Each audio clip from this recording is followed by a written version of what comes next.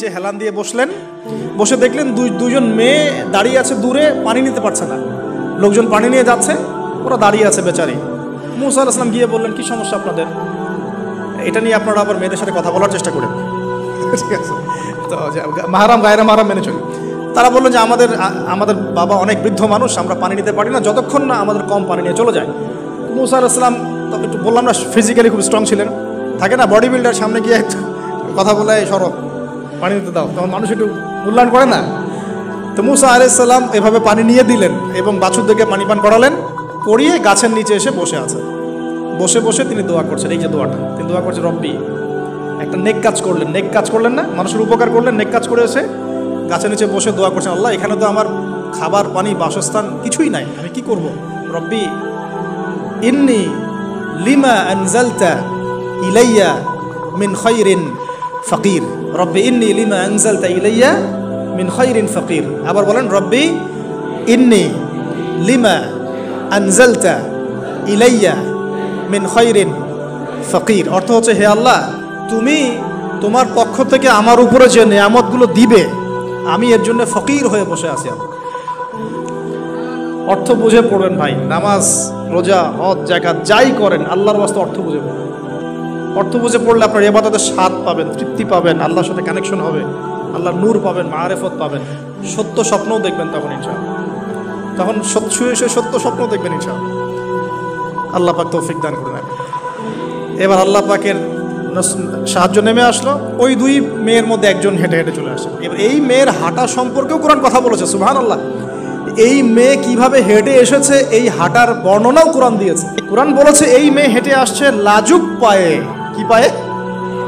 এখন আপনি এই পুরো ওয়ার্ল্ডের মেয়েদের হাঁটা দেখেন, লজ্জা আছে? তাহলে মেয়েদের সাথে লজ্জা একটা গভীর সম্পর্ক আছে। এই মেয়ের প্রশংসা আল্লাহ পাক কোরআনে করলেন, লাজুক পায়ে, লাজুক ভঙ্গিতে, অবনত নয়নে সে হেঁটে আসলো। এখন আপনি কেলে যান, গো টু খেল, আপনাদের টুইন টাওয়ারে যান, দেখেন সবার হাঁটা চলা দেখেন। হায়া লজ্জার কোনো বালাই আছে এখানে?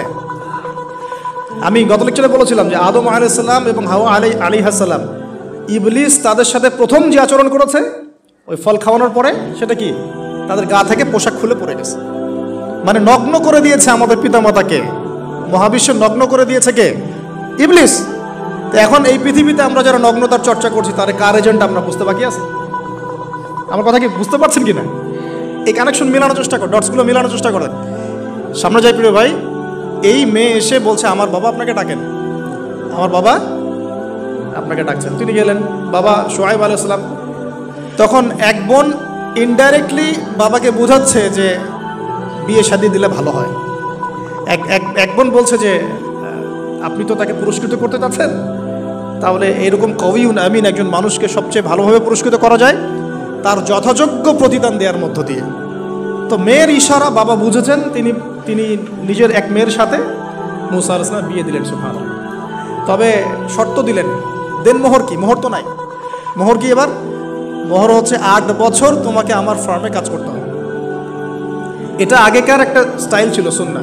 এটা এখন নাই যদিও, আগে এরকম ছিল যে দেনমোহর দেওয়ার জন্য এই একটা পদ্ধতি ছিল। যেমন ইয়াকুব আলাইহিস সালামের ক্ষেত্রেও এরকম 7 বছরের কথা আসছে, তিনি 7 বছর তার শ্বশুরের ফার্মে কাজ করেছেন। এটা নতুন ছিল না ওই সময়, এটা কমন ছিল। এখন যেমন আমাদের দেশে কমন 10 লাখ টাকা মোহর হবে, 10,000 টাকা দিব, বাকিটা সব বাকি, তাই না? এরকম আর কি কমন কিছু বিষয় থাকে আর কি। আস্তাগফিরুল্লাহ, মাফ করুক। বলবে বাসরাতে, বলবে আমাকে মাফ করে দাও। শুরুতেই নিজের গায়রথহীনতার পরিচয় দিল। আবার এদিকে শ্বশুরের কাছে মাশাআল্লাহ মোটা অঙ্কের ডোনেশন নিতে চাচ্ছে, যৌতুক। বিয়ে আমাদের ওখানে মাশাআল্লাহ মানে কেনা বেচা, মেয়ে বিক্রি করতেছে আর ছেলে কিনতেছে। এবার 8 বছর পূর্ণ করা হলো, তিনি আরো 2 বছর 10 বছর পূর্ণ করলেন। এই 10 বছরে মুসা আলাইহিস সালাম নববী পরিবেশ পেলেন, অভিভাবক পেলেন, স্ত্রী পেলেন, প্রেমময়ী সন্তান ইত্যাদি সবকিছু।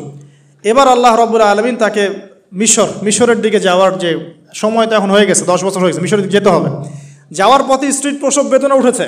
তখন মুসা আলাইহিস সালাম আগুন খুঁজছেন। আগুন কি খুঁজছেন ভাই? আগুন খুঁজতে তুর পাহাড়ের ওখানে গিয়ে দেখছেন যে আগুন গাছে জ্বলছে, সবুজ পাতার উপরে আগুন। তিনি অবাক। এই সময় আওয়াজ আসলো, বিসমিল্লাহির রহমানির রহিম, ইন্নী আনা রব্বুক ফাখলা'না আলাইক ইন্নাকা বিল ওয়াদিল মুকদ্দাসি তুয়া। মুসা, ইন্নানি আনা আল্লাহ লা ইলাহা ইল্লা আনা ফা'বুদনি ওয়া আকিমিস সালাতা লিযিকরি। মানে এখানে অনেকগুলো কথা আছে, সূরা তাহার মধ্যে আছে। আওয়াজ চতুর্দিক থেকে ভেসে আসলো, মহান আল্লাহ রব্বুল আলামিন তার শান অনুযায়ী, তার ইজ্জত অনুযায়ী তিনি যেভাবে কথা বলেন সেভাবে মুসা আলাইহিস সালামের সাথে কথা বললেন। আল্লাহু আকবার। বললেন, ইয়া মুসা, হে মুসা, ইন্নানি আনা আল্লাহ, নিশ্চয় আমি আল্লাহ, লা ইলাহা ইল্লা আনা, আমি ছাড়া কোনো ইলাহ নাই, ফা'বুদনি, তুমি আমার ইবাদত করো, ওয়া আকিমিস সালাতা লিযিকরি, আমার ইবাদতের জন্য সালাত কায়েম করো, আমার জিকিরের জন্য সালাত কায়েম করো, আমার স্মরণের জন্য সালাত কায়েম করো। ফাখলা'না আলাইক, তোমার জুতা খুলে ফেলো, ইন্নাকা বিল ওয়াদিল মুকদ্দাসি তুয়া, তুমি তুয়া উপত্যকায় আছো, পবিত্র তুয়া উপত্যকায় আছো। আদব শেখানো হলো, এভাবে অনেক কথোপকথন হলো। নবী মুসা আলাইহিস সালাম ভয় পেয়ে গেলেন এবং আল্লাহ পাক আরও কথা বললেন, ওয়ামা তিলকা বিয়ামিনিকা ইয়া মুসা, তোমার ডান হাতে এটা কি? মুসা আলাইহিস সালাম বলছেন, ক্বালা হিয়া আসায়া আতাওয়াক্কাউ আলাইহা ওয়া আহুশু বিহা আলা গনামি ওয়া লিয়া ফিহা মাআরিব উখরা, এটা তো আমার লাঠি, এটা দিয়ে আমি ডালপালা পারি, আমার ওই যে গবাদি পশু চড়াই। আল্লাহ পাক বলছেন যে এটা ছুঁড়ে মারো, আলকিহা ইয়া মুসা, এটা ছুঁড়ে মারো। ফালকাহা, তিনি ছুঁড়ে মারলেন, ফাইদা হিয়া হাইয়াতুন তাসা, এবং এটা ছোটাছুটি শুরু করলো, বড় একটা সাপ হয়ে গেল। সুবহানাল্লাহ। এগুলো কোনো গাল গল্প নয়, এগুলো আল্লাহ রাব্বুল আলামিনের মুজিজা, মুজিজাতুল কুবরা, এটা বড় মুজিজা। তিনি পিছনের দিকে দৌড়ানো শুরু করলেন সাপ দেখে, খাইফা ইয়াতারাক্কাব, মানে ভয়ে দৌড়ানো শুরু করলেন। আল্লাহ পাক বলছেন, লা ইয়াখাফু লাদাইনাল মুরসালিন, আমার কাছে রসুলগণ ভয় পায় না, তুমি ভয় পেও না, তুমি ওটাকে ধরো পিছন থেকে, সেটা আবার লাঠি হয়ে যাবে। পিছন থেকে হাত দেওয়া হলো, লাঠি হয়ে গেল। সুবহানাল্লাহ। এবার বলছে যে তুমি তোমার বগলের নিচে হাত ঢুকাও। মুসা আলাইহিস সালাম বগলে হাত ঢুকালেন, বের করলেন, হাত থেকে টর্চ লাইটের মতো আলো বের হওয়া শুরু। এটা দ্বিতীয় নিদর্শন। কেন দেয়া হলো নিদর্শন? এবার আল্লাহ পাক তার দায়িত্বটাকে বলছেন, তোমাকে নিদর্শনগুলো কেন দিলাম, তোমাকে মনোনীত কেন করলাম, কেন তোমাকে মনোনীত করলাম মুসা, তোমার কাজটা কি? তোমার কাজ এখন এটা, ইযহাব ইলা ফিরআউনা ইন্নাহু তাগা, তুমি ফিরআউনের কাছে যাও। ফিরআউন সীমা লঙ্ঘন করেছে, মনে আছে ফিরআউনের কথা? সীমা লঙ্ঘন করেছে। তখন মুসা আলাইহিস সালাম তার অপারগতা প্রকাশ করছেন এভাবে, তিনি বলছেন, আল্লাহ, আমার তো জিহ্বায় জড়তা আছে, আর আমি তো ওখানে এক ব্যক্তি, আমার খুনের অভিযোগ আমার কাঁধে, আমি এখন কিভাবে কি করব আল্লাহ? তখন আল্লাহ রাব্বুল আলামিন বলছেন, এই দোয়াটা করো। কোন দোয়া? মুসা আলাইহিস সালাম করলেন, রব্বি ইশরাহ লি সাদরি, হে আল্লাহ, আমার বক্ষ প্রশস্ত করো, ওয়াসসির লি আমরি, আমার কাজকে সহজ করে দাও, ওয়াহলিল উকদাতাম মিন লিসানি, আমার জিহ্বার সমস্ত জড়তা দূর করে দাও, ইয়াফকাহু কাওলি, যাতে মানুষ আমার কথা বুঝতে পারে। আর আমার সাথে আমার পরিবারের মধ্য থেকে ওয়াজআলনি ওয়াজিরাম মিন আহলি, আমার পরিবারের মধ্যে একজন ওজির আমাকে দাও, সাথী।